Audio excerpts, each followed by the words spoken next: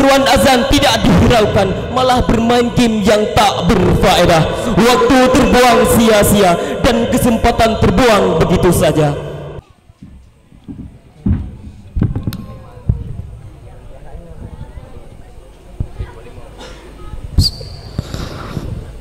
Bismillahirrahmanirrahim.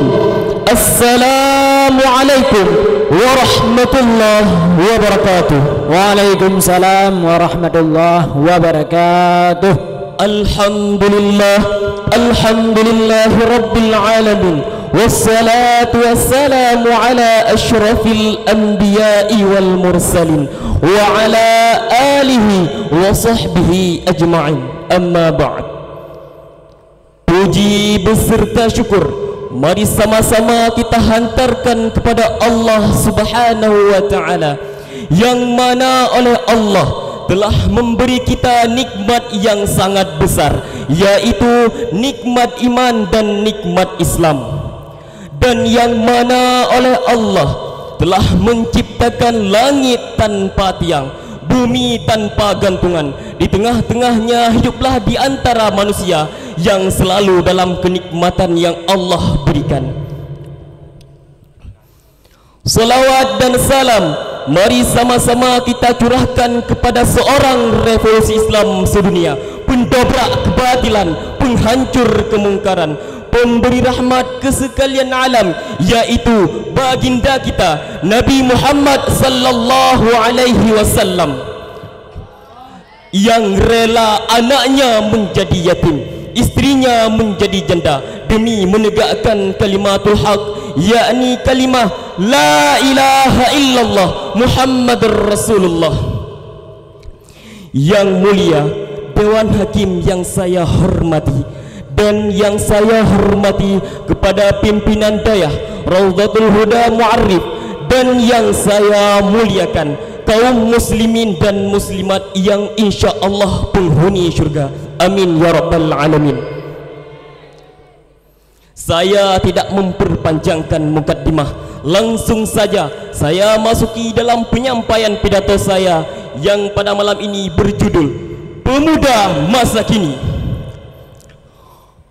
Berbicara tentang pemuda pasti diidentik dengan masa muda, masa yang penuh dengan kekuatan, dikarenakan masa muda adalah masa yang paling tepat, masa muda masa yang paling kuat untuk senantiasa taat kepada Allah sang pemilik nikmat. Hal ini sesuai dengan pendapat seorang ulama tafsir Al-Quran, yaitu Syekh Abu Al-Fida Ismail bin Kathir. Dalam kitab tafsirnya beliau menyatakan syabban wa huwa quwwatu ba'da dha'af, yang artinya masa muda adalah masa yang paling kuat sebelum setelahnya berada pada masa kelemahan. Pemuda jika diibaratkan adalah suatu mesin yang masih baru, masih penuh dengan tenaga. Mesin tidak gampang rusak dan bekerja dengan maksimal. Mesin yang masih baru akan memberikan forma kecepatan amat kencang bagi kendaraan. Begitulah perumpamaan pemuda sama dengan mesin baru. Kita amat mengingat dalam catatan sejarah bahwa perjuangan pemuda zaman dulu mampu membuat Islam berjaya, dan pemuda juga mesin utama dalam kemerdekaan NKRI.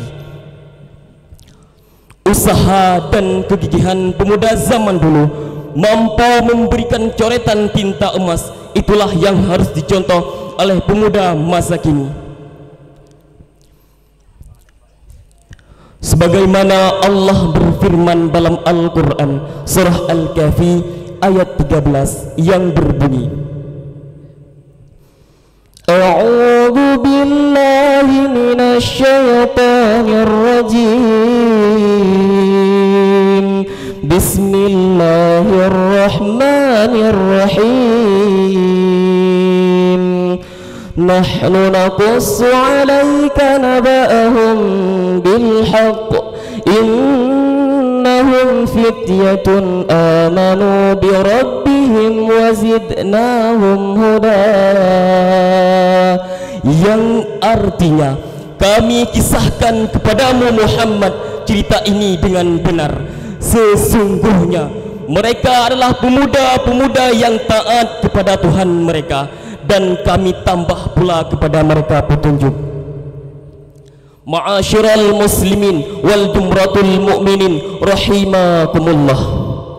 Dari ayat yang saya bacakan tadi dapat kita ambil kesimpulan bahawa kita adalah generasi muda, generasi penerus bangsa, kader bangsa dan kader masyarakat dan kader keluarga. Sementara itu kita masih banyak melihat pemuda-pemuda zaman sekarang masih suka dengan kesenangan, hura-hura. Mereka sering berbuat keributan dan keonaran, minum minuman keras, malam bergadang, siang tiduran, baca Al-Quran ditinggalkan, baca komik diutamakan, solat ditinggalkan, menonton filem menjadi kesenangan, seruan azan tidak dihiraukan, malah bermain game yang tak berfaedah. Waktu terbuang sia-sia dan kesempatan terbuang begitu saja.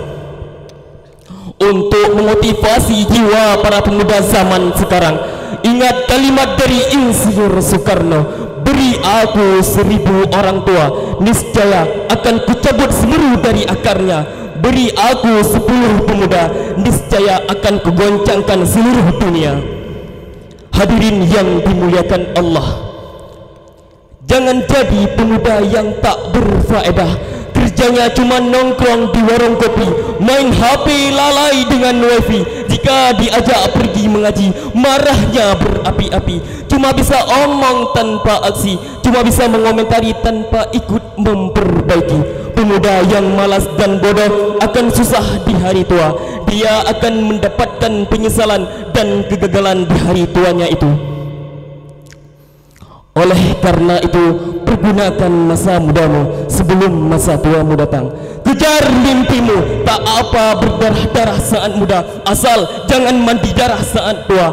Tak apa keringatmu terperas saat muda, asal jangan susah di hari tua. Begitulah etos pemuda yang sukses. Takbir! Takbir! Takbir!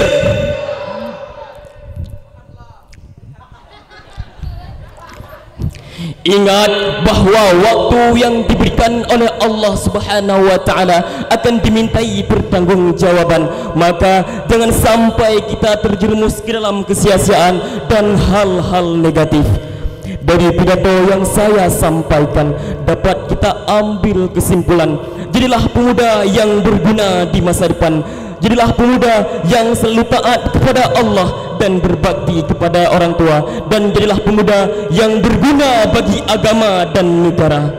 Sebagaimana Rasulullah sallallahu alaihi wasallam bersabda, yang artinya sebaik-baik manusia di antaramu ialah manusia yang paling banyak manfaatnya terhadap orang lain. Hadis riwayat Bukhari. Inilah yang dapat saya sampaikan. Mohon maaf atas segala kekurangannya, karena kesempurnaan hanya milik Allah semata. Jari telunjuk untuk menunjuk, cincin kawin di jari manis. Kulihat jemaah sudah mengantuk, tenang saja, pidato saya sudah habis. Assalamualaikum warahmatullahi wabarakatuh. Waalaikumsalam warahmatullahi wabarakatuh.